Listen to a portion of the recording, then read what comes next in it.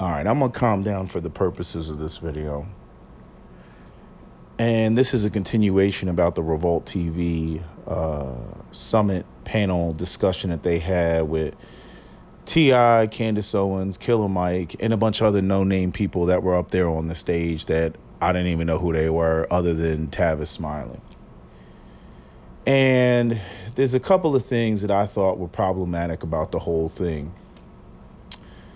And where should I start? Because I was having a discussion with somebody. I was basically on the phone with him for about a little over an hour, and we were talking about a couple of things, um, about some of the guests, who was up there, why they were up there, what that really means, what it signifies, the black culture, the millionaires that were in the audience, that it's like they don't even know what to do. You got Puffy sitting right in the front, and it's like, it's like the people who have the resources in the black community don't know what to do, right? As it pertains to, fixing the community and whatnot. And in one breath, I would say it doesn't matter where they got their money and what they got their resources from. In another breath, I would say it is problematic because what they promoted over the decades is has a great deal to do with the problems that exist and persist in the black community because of the culture that they promoted, right? Whether it was street shit, gangster shit, hood culture, whatever you want to call it, that's what they were promoting, and they made millions and billions of dollars off of it. And this is something I pointed out, years ago, and I can't even remember what videos I was talking about. This was, some of the battling that I even had long time ago back with Styles. Now Styles and I, through Captain Solo, we have, I believe, a general respect or a general understanding of certain things. I was coming through, with the arrogant, suburban lame. He was coming through with the street dude, I know everything sort of attitude. And, Cap was kind of the mediator. And there's certain things that we understand, in terms of people who are given shitty cards and shitty situations, versus how people are oriented, like myself, where, I got professional parents and they were like, go to school, get an education, and then put yourselves in tons of debt and, go out there and beg a white man for a job, because they didn't have the mindset to be entrepreneurs and everything. And I'm not saying everybody's got to be an entrepreneur. I'm saying that obviously it doesn't exist enough in the black community, and it isn't a concept that's generationally passed on in the black community. Most of our black parents, if you grew up in the 80s or 90s or whatever, most of our parents taught us to go to school and to get an education, and that was it. They thought that that was the be all end all, and they completely overlooked the fact that you cannot sell a dream that you don't own. If you don't control the hiring, if you don't control the occupational hierarchy, then a degree doesn't mean much. On top of the fact that the degree that you have, it can't even be applied in your own community. It can't even really be used to deal directly with the problems that exist in your own community. I'd say most of the degrees that people get. You see black people that go to college and they get these business administration degrees from Howard or wherever the hell they get it from. I'm just throwing Howard out there. But I'm saying, they go out there and they get their business administration degrees, but black people as a demographic have the lowest percentage of businesses that not only generate an income, but also hire people within their own community. Like the black businesses are virtually non-existent. When the last time you've been to a main street with black businesses on either side? I can go into Chinatown and I can see that. So it's like black people go to college. Oh, what are you majoring in? Oh, business administration. What businesses are you going to be running? On top of the fact, you really got to think about that. Like, why a white person would want to hire a black person for business administration when black people don't even know how to manage their own businesses within their own communities? Like, where is there even evidence that a black person would even know how to run a business? Right? So I'm just saying, a lot of us, we had the wrong, orientation. A lot of people from the streets will say their orientation was because they didn't have a choice because they was in poverty and everything else. Then you get the people who jump up and they, throw up the personal responsibility card about, people still have choices. And honestly, the fact that I had such a strong support system coming from my parents, I can't speak on that. The only people who can really speak on that are people who came from the hood, but who didn't make the decision to go out there and sell drugs or go out there and get involved in some gang shit or, kill other black men or whatever. Like right now in Philadelphia, I don't know if y'all been paying attention to the news, but in Philadelphia, the streets are hot right now. Like niggas is killing like it's just like ridiculous at this point. Not recently, they got on like the whatever, those black and white CCTVs or whatever, they got, two black men that robbed a 66-year-old black woman, over the weekend, this weekend and the weekend before that. Talking vicious shootings, like standing over the body and putting 10 bullets in the person, like emptying the clip in the person. The streets in Philly are hot right now. Every other day it's a new homicide. Now, I don't know whether that has to do with some gang war over, them selling fentanyl or whatever, like, the drug war, the drug gang, because they are busting people. They getting these ringleaders and everything. And in Pennsylvania, if you get caught with fentanyl, it's an automatic 10 years. Right, because how the white folks got to do, because their kids are the ones that are dying, because, unlike with the crack era where it was lock niggas up and it was personal responsibility, and as Dave Chappelle said, just don't do drugs, right? But now that it's white kids getting, high and dying and not showing their own level of personal responsibility, now we got to blame the drug dealers. It's the drug dealers' fault because many of the drug dealers are disproportionately black. So because the drug dealers are black, now we got to have stiffer penalties for the drug dealers that didn't exist back there, in the, in the 80s, or any of this, concern for, black lives as it pertains to, people being, addiction is a disease, or, these people need help, and these ideas that, that they actually have, legitimate problems that go beyond the idea that they're just lazy. Anyway, I'm getting a little bit off topic, but I'm just laying the foundation for where I'm going with this, with everything I'm going to say about the whole platform of Revolt TV. Now, I know Revolt TV does a whole bunch of hip hop shit, and they talk about hip hop and all this other stuff, and they're trying to be like this little Vlad TV or whatever, right? Again, not controlled by black people. But, and I don't even know who owns Revolt TV.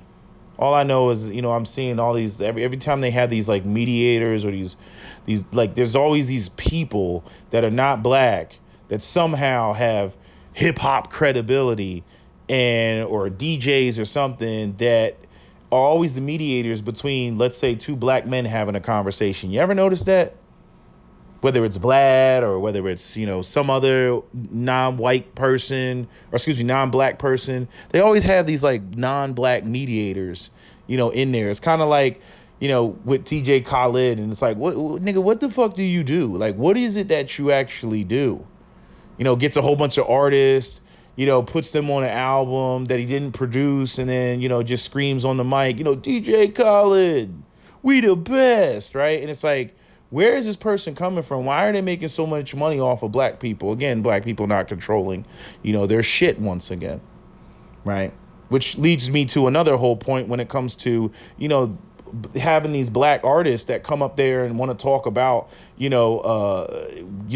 the black community should go. And we're talking about, group economics and all this stuff that Dr. Claude Anderson and Amos Wilson have been talking about for decades. Right. And yet these people, they don't even control the music industry. They don't even control the shit that they produce with a pad and a pen or a microphone and a beatbox. They don't even control that. Like, you're just like, only within the last like 5 to 10 years have you seen even just some of the artists taking control of their music, like Jay-Z taking control of me. Oh, you want my music? Well, you got to go to my website, download it from my website.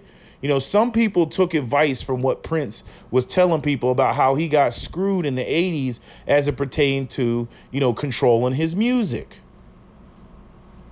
Right? So when you got black people who don't even control their own music, who make the music, when you got black people who don't manufacture not one instrument, not one microphone, not one speaker, right? And we're already like 30 years deep. Hip hop is the most consumed music genre the world over, and yet niggas still control nothing. I don't think that these are the people that should be, you know, spearheading the conversation about black economics and what black people should do and where they should go. They don't even control the arena or the sector or the field in which they are the professions of that world. They're the professionals of that world or the experts of that world. They don't even control that. So why are they spear tipping the conversation, right? So the other thing is, one of the other things that ended up coming up is about the point that I brought up in the last video, right? Because the person I was talking to was a person that I sent the video that I just did to them. And it was interesting because we started talking about Candace Owens, and then we started talking about Colion Noir because Colion Noir brought up in the video. Now, everybody who knows me knows I'm a big supporter of Colion Noir.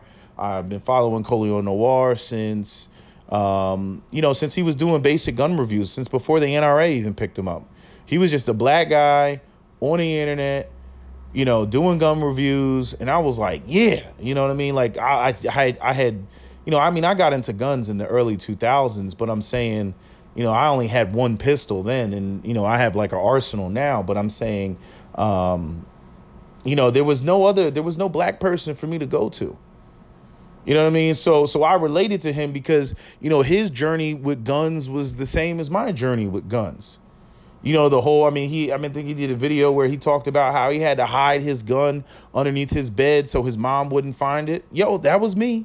That was me. I had a gun in my parents' house and I had to hide it, you know, and, so that was something I could totally relate to, you know, because of the taboo of firearms in the black community, right? Where black man with gun equals criminality, right? Despite the fact that everybody's running around screaming about racism and screaming about white supremacy. And we see the white supremacists, right? We see the Dylan Roos. We see the guy that shot the two black people in the Krogers, right? We see the guy that stabbed the University of Maryland ROTC student in the chest with the knife, right? We see the guy that went all the way up to New York from, I think he was from DC or something like that, to go stab the homeless black man in New York.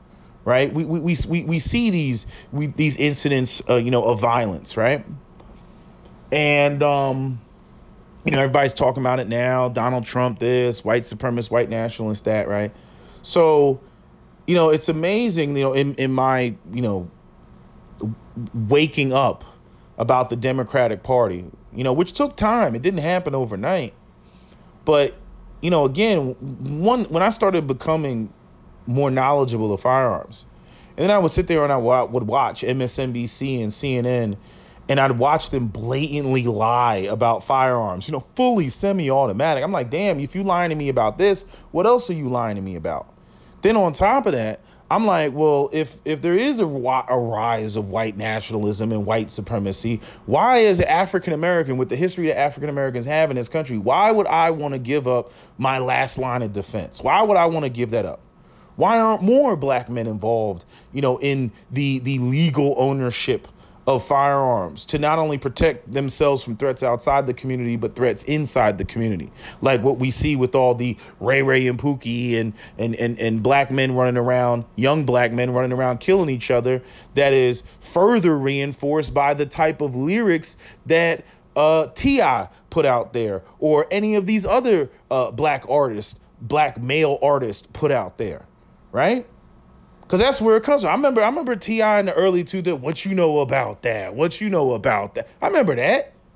You know what I'm saying? Like, so, you have people out here living that life. One of T.I.'s best friends got killed, in a I don't know if it was a drive-by student shooting or whether it was on the stage. You know what I mean? So he was living that life. He was a part of it. But now all of a sudden it's like, oh, he's super woke and whatnot. And look, I don't knock the fact that T.I., if people they're getting older, they transitioning and everything. But I still, your respect is only going to go so far with me. Because I'm saying, what is it with T.I.? What is it that T.I. would have to do to make up for all the negativity that he's contributed to? How much would it take? How much does he actually owe to be able to rectify all the negativity that he's contributed to, all the violence through the violent lyrics and everything else? What would he actually? Yeah, I've seen him, giving out turkeys and, helping the single mothers and all that. T.I. is doing a lot more than a lot of other black artists are doing. I can't take that from him. But I'm just saying, in terms of being the spokesperson up there, and maybe it's not 100% his fault. Or maybe it's the fault of the community, or maybe it's the fault of whoever decided that T.I. would be a good idea to put up there. But I'm saying to myself, I'm like, where are the black intellectuals? You mean to tell me out of all the niggas of Morehouse, out of all the niggas at Howard, out of all the niggas at Lincoln, out of all the niggas at whatever HBCU, Winston-Salem State, whatever you want to name, that that's the best that we got to offer? Hell, Spelman, like that's we have no black intellectuals. We have no young black people grabbing the spear tip and whatnot. Right? It's just rappers, and not only that, rappers. It shows you where the culture is. And again, that's not just the rappers' fault. It's also the fault of the people that give these rappers and give these artists so much damn respect. Oh man, that's the realest motherfucker ever, man. Oh, that's the realest nigga out. Oh, that's the realest niggas. Right? This is what I mean when I talk about the audience and the people there having a low IQs. And before the black women jump up and try to, exempt themselves from it. No, y'all bitches too, because y'all be the ones up there talking about how sexy and how real a motherfucker is and everything else. Y'all be thinking the same thing as these dusty niggas out here be thinking.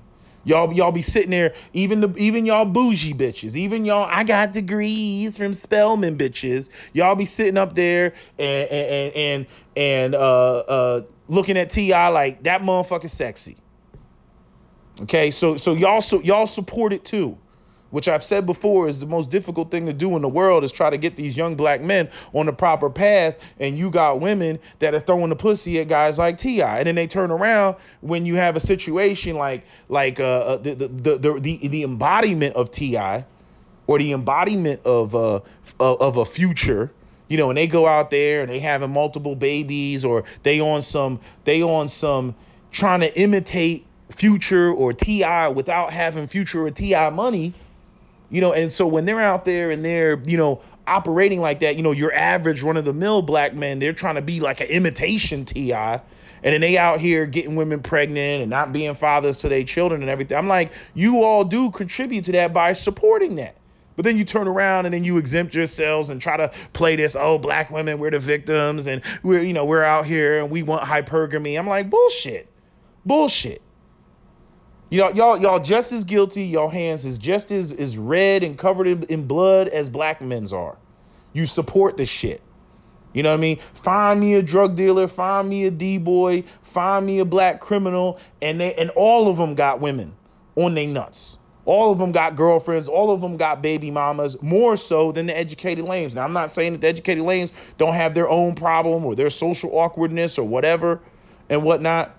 But as I pointed out, a lot of them have been raised by, their single black mothers who teach them to be the very type of men that the mothers weren't even physically and romantically attracted to. Because when you go and you look at some of these lame, educated, lame ass black men and you look at their fathers are Ray Rays and Pookies. So, where was I going with this? I was talking about the whole T.I. and the way that black people go out there and support. So anyway, getting back to the whole Colion Noir thing and the Candace Owens thing. So in my previous video, I brought up the point about, what black people will go out here and support. And I said that Candace Owens' bread and butter is, it's the people on the right. Did you see that big ass rock that Candace Owens had on her finger? Did you see it? Big ass 7-carat ring that she had on her finger. I think she was the only black woman that was up there on the stage that was even married, and she's married to a white man. Now, I don't know if her husband paid for that or she paid for that, herself, because I don't know what her husband does. But what I'm saying is, here you got the black woman that everybody's jumping up and saying is a coon. She's speaking out against feminism up there, right? She's speaking out against the, breaking up of the black family and the way that, the Democratic Party or the powers that be, which again, I don't really get on the Democrat or the Republican tip. I just look at it like the right and left arm of the system of white supremacy. But I get the point that she was making. I'm saying she up there with the big ass rock on her finger. Talk about hypergamy, right? And black women, they'll be up there talking about what's real and all that street shit, just like the men would be up there talking about that stuff. These artists, these street niggas, they're popular in the black community. They are black culture. They are what black people support and embrace. Right. And so, what I was saying to my friend, about Coleon Noir, because, him and I get into arguments about Coleon Noir because he comes with this, Coleon Noir, he's a coon. Why didn't he say nothing about Philando Castile? I'm like, he did say something about Philando. He wrote it in the article, and again, the point that I made to him is just like Candace Owens. Truth be told, a lot of his bread and butter is coming from the people on the right. Black people don't support him. It is the same thing I said about the NRA. Black people want the NRA to speak up for him, but the black people don't break bread with the NRA. How many black people are actual lifetime NRA members? How many black people that are lifetime NRA members? If you do know any black people who are lifetime NRA members, they're probably old. I thought I heard somebody, but anyway, yeah, like I said, they're probably old if they are lifetime NRA member. So here you have an organization like the NRA that, obviously their bread and butter is on the right. And the same with Coleon Noir, his bread and butter is over there, on the right. And I'm saying, I watch pretty much all of Coleon Noir's videos, right? And to me, it's like, it's amazing how some black people just don't hear the dog whistles. He's done videos on the Ku Klux Klan. He's probably done videos that the NRA or people within the NRA probably didn't particularly care for.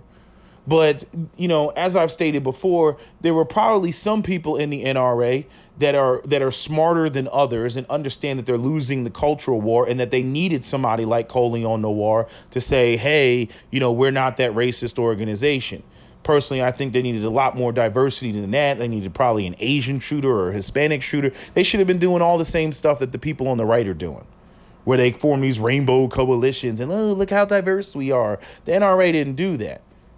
And I don't know if the NRA could have done that because it probably would have upset some of the racist people within its base, because there are racists within the NRA. A lot of gun owners try to deny that, but they're there and they know that they're there. I mean, I've called the bullshit out before. Yeah, it's always Blue Lives Matter until Beto O'Rourke goes up there and says, we're going to take your AR-15s. And then all of a sudden, the white people jump up, from my cold, dead hands. From the tree of liberty must be refreshed with the blood of patriots and tyrants, right? I'm like, who you going to shoot at? Who you shooting at? Because who do you think is going to be kicking in your front door to enforce Beto O'Rourke's whole proposal about taking AR-15s and mandatory buy? Who do you think is going to be enforcing that? Now, I don't believe that a whole bunch of cops are going to support that, but I'm saying if they did, the cops would be the ones kicking in your front door, or the people in the military would be the ones kicking in your front door. Now, all of a sudden, Colin Kaepernick taking a knee doesn't seem so un-American now, does it? But see, that's the hypocrisy of white people. And we already know that white people are hypocritical, and white people, live in an alternative universe. When it comes to the way that they view things, it's one way. And then when it comes to black people, even though you'll have a situation that's identical, they'll look at it completely different. Just like with the, the whole, opioid epidemic versus the crack epidemic, right? When it was crack, niggas is lazy. Now that it's white people, it's, we need compassionate understanding and treatment centers because these people have a disease and a sickness, right? So, white people, just hypocrites. It is what it is, right? But I'm just saying, like, when it comes to, Coleon Noir and his bread and butter. And going back to the point that I was making about Candace Owens and, how, there's no support for being an advocate for black people.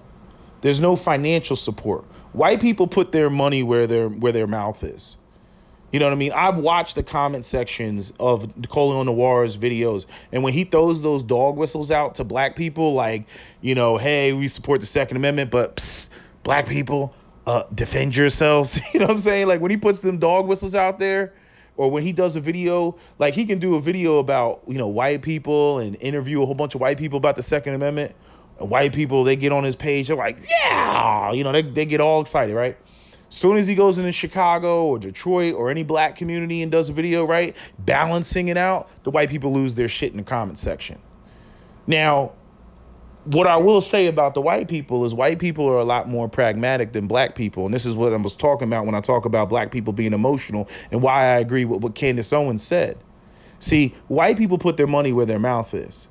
Right now, Coleon Noir has been putting out a ton of videos addressing pretty much every candidate in the Democratic debate that has said anything about gun control. If you go over to Coleon Noir's channel on YouTube, you will see a ton of videos of him addressing every point. I mean, he's like the only person, one-man army, the only person that's actually, addressing these issues intelligently that I've seen. I mean, there's a couple people. I like Liberty Doll. Liberty Doll is cool. Right, there's some other people that I like on YouTube, but a lot of the white people, they just kind of get on this from my cold dead hands. They don't articulate. They that's all they say. It's like you got to come with a better argument as to why you need an AR-15 than from my cold dead shall not be infringed. Like that's like white men's typical response. Shall not be infringed. That's all they say, and they don't say anything else. Right, where you go and you watch Coleon Noir's videos and he's going in depth, going into detail, pointing out the contradictions, pointing out what their actual goals and objectives are, pointing out, what the Second Amendment is actually for and the purpose of it. Because I keep talking about hunting. It's not about hunting. It's about fighting a tyrannical government. It says it right there in the preamble of the Declaration of Independence. Says it right in there about overthrowing a tyrannical government. Now, what a tyrannical government has not been actually defined. And you better believe if you were to fight a tyrannical government, just like with the British Crown and the Revolutionary War, you will be deemed an enemy of the state and you will be deemed a terrorist. You will not be a patriotic American fighting a tyrannical American government. You will not be. You will be those marked for death. You will be, those marked for public hanging and execution and firing squad and everything else like that. Right. So what's funny is with the Better or Work up there talking about, you will turn your guns in, mandatory buyback. I'm like, yeah, well, now it's time to see what the Second Amendment crowd is actually really made of if it actually came down to that. Now, hopefully it doesn't come down to anything, but I'm like, that's some mighty strong language. Because when the government says you're going to turn your guns in, they're talking about you complying by force. It's not a choice. It's by force. Either the threat of imprisonment or the threat of death. One of those two things. So I just feel like a lot of white people, they just run out there and they just talking a bunch of shit when they talk that from my cold dead hands, but maybe not because, like I said, white people are a lot more pragmatic than black people are. There's a lot of white people that, again, I've seen the comments, they don't support, how do I put this? They don't particularly care for black people. They don't particularly care for Coleon Noir. They don't particularly care for his videos that are more directed at the black community and are exploring or showcasing or highlighting or trying to get white people who do support Coleon Noir to understand some of the nuances of the black community and why we have a certain perspective about certain things and how things are more tied to class and economic opportunities than anything else, which is why we have the high rates of crime and everything else. Because if you just went to the conservative right, circles, it would just be personal responsibility, nigger. It's personal responsibility to death. Even though we don't hear personal responsibility about the opioid epidemic. We don't hear personal responsibility about that. We don't hear personal responsibility about all the working class white people who have lost their jobs because of deindustrialization of America. We don't hear personal responsibility when it comes to that. We hear all this stuff about what they feel that they deserve and how much money they think they should be making, which is why they voted Donald Trump into office in the first place, because he was the demagogue basically saying, I'm going to open up the coal mines. I'm going to bring back all those blue collar jobs. That's why they voted for him. Aside from other reasons being, the Second Amendment, or being the fact that they wanted him to drain the swamp and all that sort of rhetoric. Right. But, the thing is that what I noticed about white people in all the years I've been following Colion Noir, they may not like him for various reasons. They may criticize him for various reasons, but they put their money behind him. And it's like you'll have black people who, they want him, Colion Noir to say something. They want Colion Noir to, throw himself on the sword for the black community. And when you look at it, it's like, why would he do that? Why would he do that? Y'all don't support him. Y'all don't support him for nothing. And this is the crux of the whole video, right? Because there's been a number of black men, including the black men I was talking to, where we talk about this whole simp culture. A lot of black men that listen to me, they come at me with this, man, anytime Cap and I have a disagreement, man, Cap is simping, man. He's a simp, man. We told you Cap is a simp. They'll come with all that stuff. Cap is a simp. And don't get me wrong, I argue with Cap all the time. We get into fights about a lot of the stuff. But Cap is a man who he owns 100% of the responsibility. Don't get me wrong, he calls women out on their bullshit. He doesn't care for a lot of the shit that they do.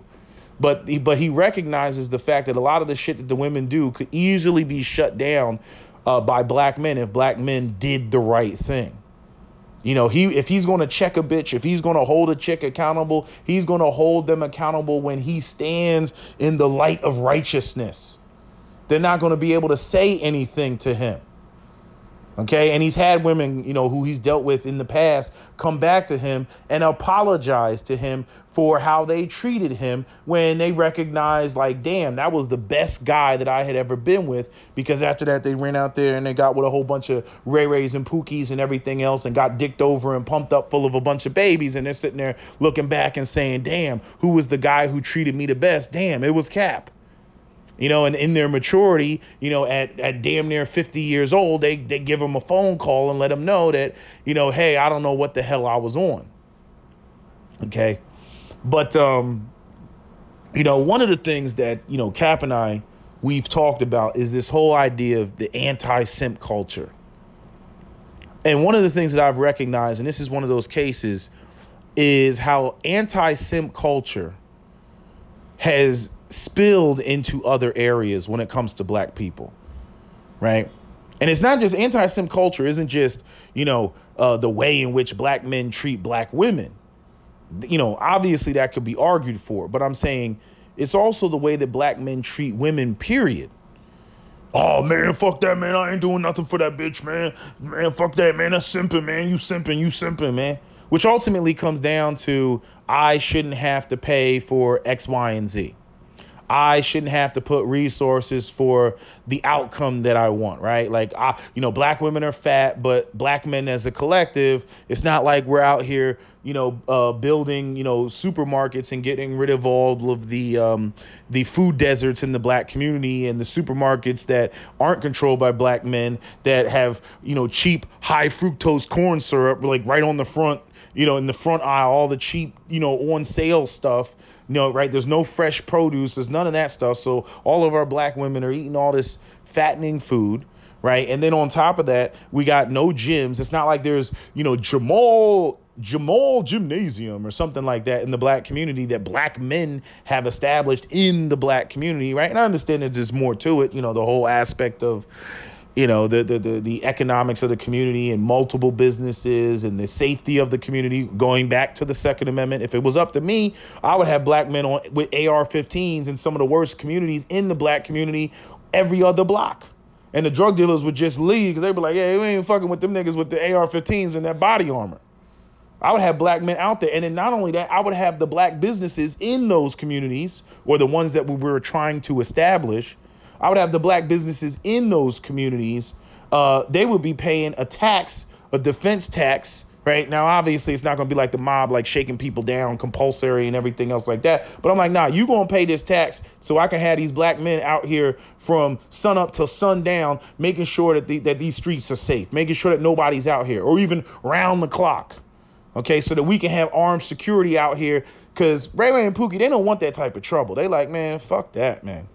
You know, and again, if black men control the economic landscape of the community, then not only would you have the police on your side, you would have the police commissioner on your side, you would have the city council on your side, you would have the mayor on your side. And again, what black people don't get is that we live in a plutocracy, not a democracy, and politics is controlled by the group economics of the community. If the community does not have the economic resources to influence the politician, there's no way to hold the politicians accountable. And the same thing that everybody wants to say about Colion Noir or Candace Owens or any the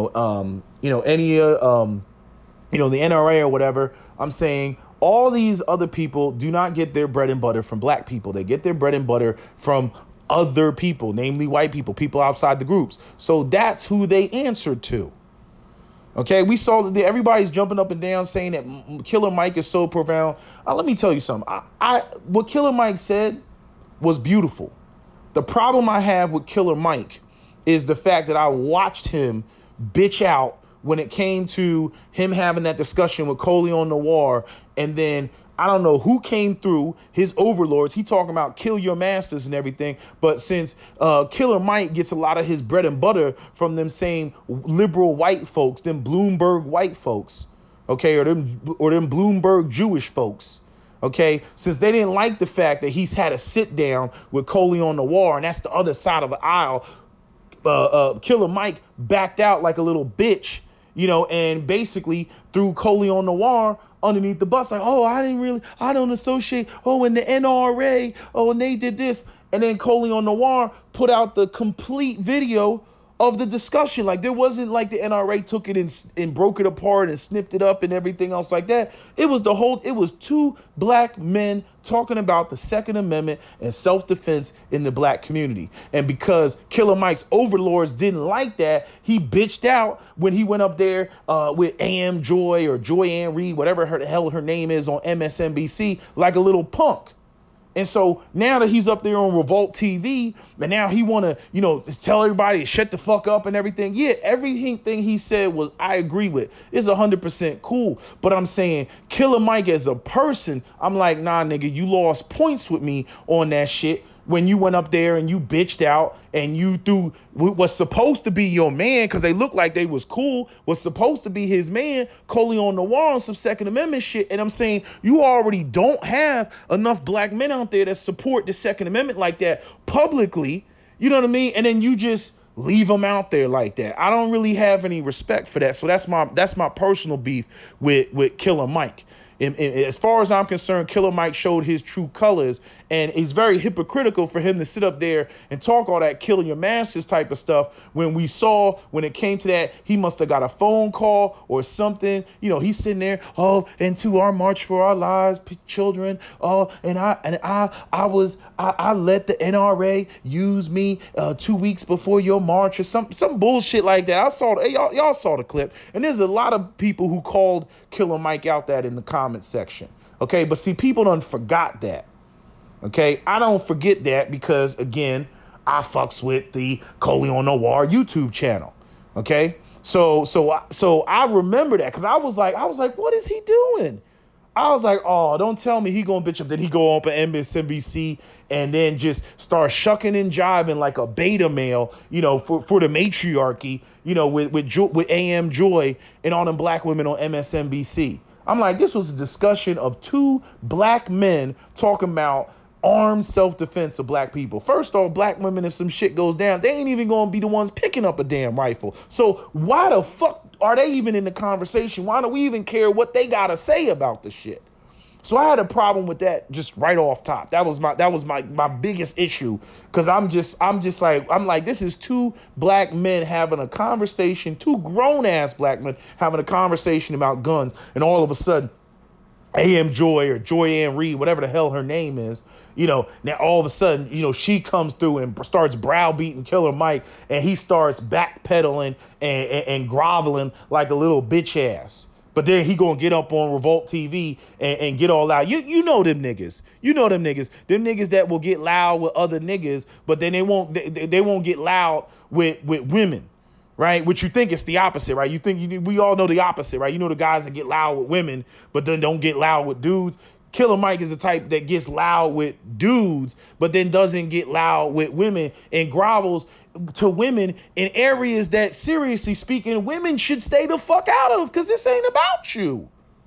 You see what I'm saying? Like, this is man discussion over here. Like, I could see if he was encroaching in areas where, women, that's women's domain, but this was man domain, and he let a woman browbeat him in man domain. I'm like, ain't this a bitch, right? Because remember, let us have a different conversation, and it'll be, and the black man doesn't protect the black woman, and the black man and black women are out here being violated in the cost. Y'all remember when that black woman got stabbed out there in Oakland on the train? Black women are not protected. I'm like, wait a minute. Ain't y'all the anti-Second Amendment brigade? Ain't y'all the we need more gun control, right? Ain't y'all the we need to get rid of these assault weapons, which aren't even the majority of the guns that are being used in the black community, even if you were focused on Chicago to be philosophically consistent at least, right?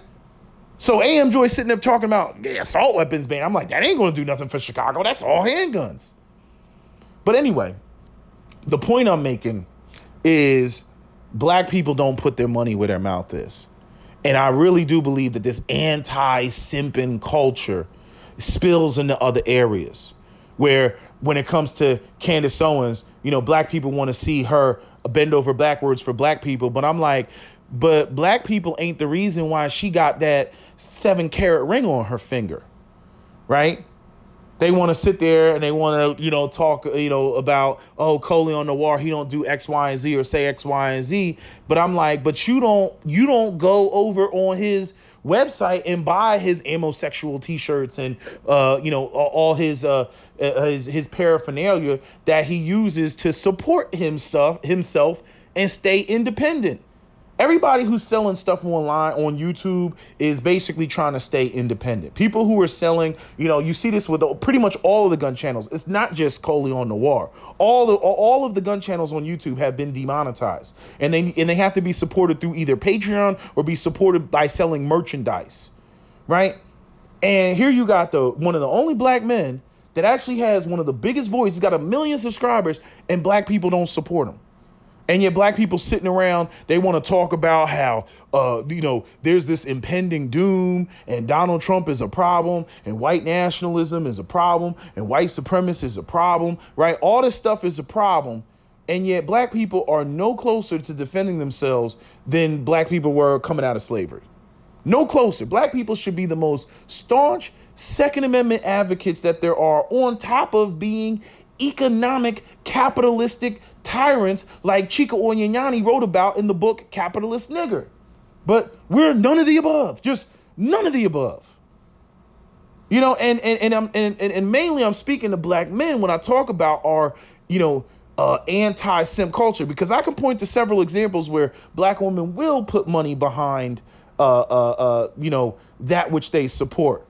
Although I've seen the fuckery even with women when you go over there and you look at some of these women's channels who've come out and made magazines for black women. And I sit there and I watch her channel and I look at the views on videos that have to do about gossip, and the views is through the roof. And then videos that she actually puts out where she says, I need, now hiring.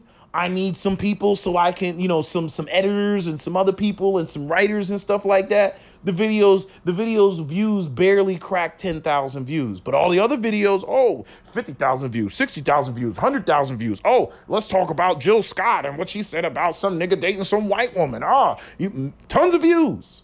But the video that's like for my magazine that's supposed to uplift dark-skinned black women, I'm hiring now. Black women weren't anywhere to be found. You know what I mean? So I only give black women slightly more credit than black men in terms of, them financially supporting, that which they want. It's like they pay for what they're interested in, but it doesn't seem like they pay for anything that has a real objective or a goal. You get what I'm saying? Like they'll pay to be entertained, but black women won't pay for shit that actually supports them. Right? If that makes any sense, right? And when it comes to black men don't want to pay for anything. Nothing at all. And I'm just like, but yet they think that, well, I shouldn't have to pay for something, but yet I should somehow have a return on investment for this, even though I don't want to pay for something. And that comes from, not only does it come from game and street culture, because what is game? Game is basically the skill to get something for nothing. That's what game is. That's what running game on somebody is, to get something for nothing. I'm a smooth talker. I said a couple of words. I'm a hell of a salesman. I sold myself, and I either got pussy or I got some nigga to do some shit for me without having to do anything for them. That's literally what game is. And anti-simp culture, it flourishes in the game culture, which is, nah, man, I ain't paying for that. Man, that's simping. And unfortunately, that same mentality spills into other areas. It's no different than the mentality of, it's not about the money. And then that spills into other areas. And then when we start talking about group economics and trying to work together, and can we get 10 black men that can put $5,000 on the table, either they don't have the money because they've been, it's not about the moneying themselves to death, or they don't believe that they should have to spend any money in order to get a return on investment or in order to, get the ball rolling on anything. And so, like I said, when you look around, I mean, other than maybe Farrakhan, name a black leader that has actually made any damn money, right? When white people want their shit to be supported, they throw money behind it, even if they don't fully agree. They throw money behind it. Like I said, I don't care if a president is black, white, whatever race it is. I don't care if they racist. I don't care if they name call black people. I don't care if they call Africa a shithole. If they're doing something for black people that is visceral and tangible, that I can run my fingers through, I'm in support, because I don't care about feelings and what they got to say. I care about the results. That's what I care about. And that's one of the points that, because I actually didn't hear Killer Mike when I first listened to the video, because I didn't listen on it. I was skipping through it. But he actually made the very point that I made, which is that it is about results. Who cares what anybody is saying? It's about the damn results. And so, when you see white people that sit up there and they don't care for black people, they don't care for Coleon Noir, they don't care for, they even bitch about the music that he plays. Why are you playing that dang fangled jungle bunny music, right? Because he plays, all this trap music, in the background and whatnot, because he is an urban gun enthusiast. He's not a hillbilly enthusiast. He's not a hunter. He is an urban gun enthusiast, which, again, pretty much everything about guns is going to revolve around self-defense. Since you're not hunting, it's all about self-defense, which is what the original intention of the Second Amendment is about.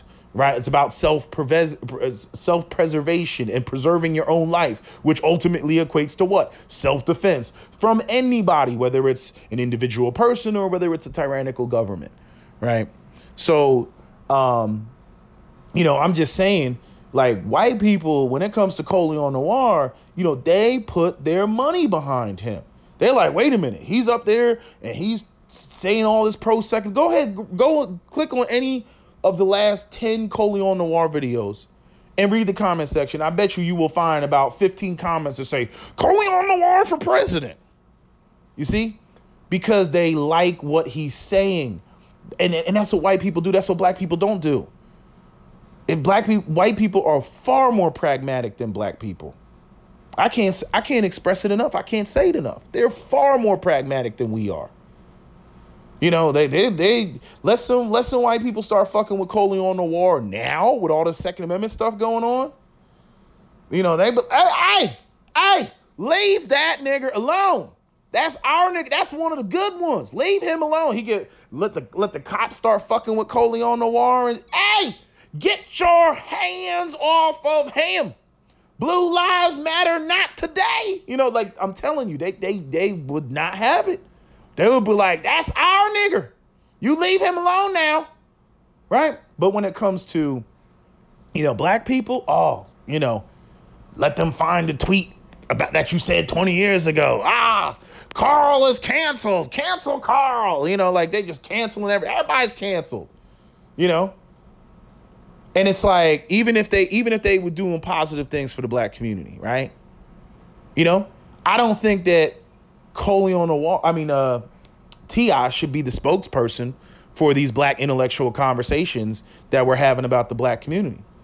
No more than I think that, light-skinned and biracial people should be the face of black people and representing Wakanda.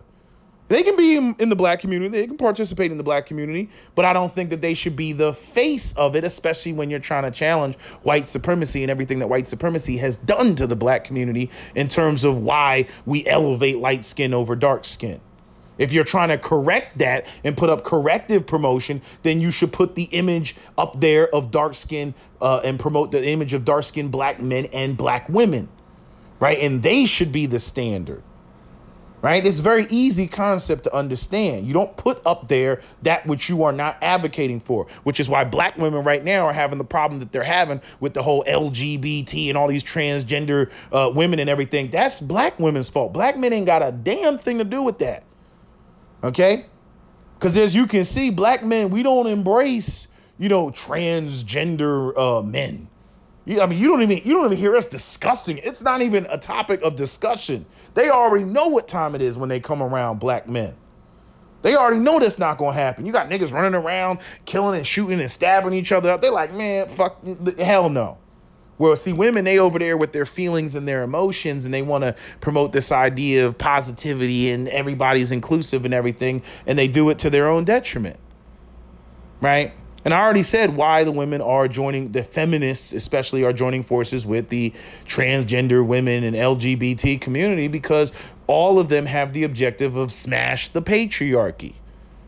But when black women have all these other problems, like the attack on their beauty and, the black female identity and femininity and desirability and all that other stuff, they don't need to be fucking with all the transgender women and everything else, creating confusion and having a whole bunch of men who look like women or men trying to look like women or men masquerading as women when everybody's already running around saying that dark-skinned women are masculine. They don't need that.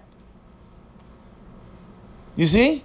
They got to learn to be selfish like black men. Hate to say it. That's not something that black men should necessarily be proud of. But black women definitely need to learn how to be selfish like black men.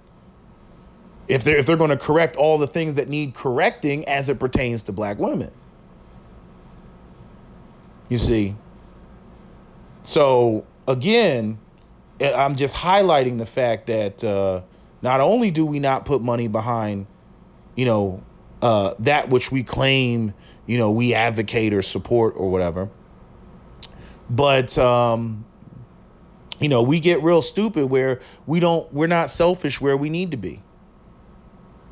Like I said, other groups, they try to convince us to not be selfish like they're selfish. Like that white boy I argued with years ago when he was like, what my father says, what the problem with the black community is? I was like, what's the problem with the black community? What does your dad say? He said, the problem is that black people don't take care of their own community.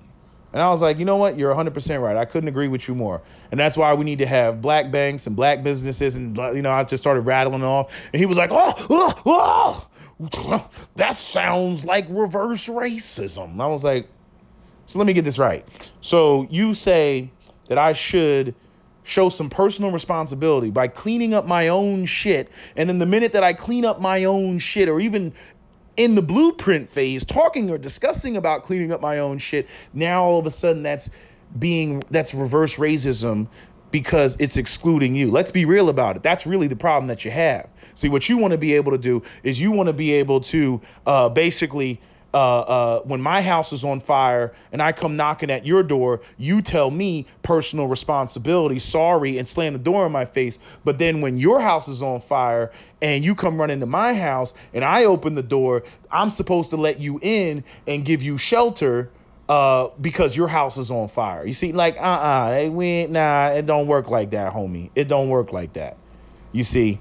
And see, black people gotta be slick to that game. That's why I don't play that whole black and brown folk and everything else like that. Because if some shit were to go down, I know that I can't run to Maria and Jose's house and have them, take care of me and mine. I know that that's not how that's gonna go down. They gonna have guns pointed in my direction, just like them white folks is gonna have guns pointed in my direction, as we've seen with black men who have crashed their cars on the side of the road and gone to white people's houses looking for help and then been gunned down in front of the house because the white person felt threatened. You see? So, I just wanted to share my thoughts on this in a more calm and concise manner, even though, I get off in the weeds and everything. But you know how it is on YouTube. You get the dumb people in the comment section. So you got to cover all your bases, because there are always going to be those people that got the cheap seats way in the back in the peanut gallery that always want to come with some dumb, stupid comment and act like they didn't hear or they can't understand the context of what, is being said or how or the overall message. Right. So that's why my videos end up being so long. But anyway, so that's pretty much all I gotta say. That is my that's my video.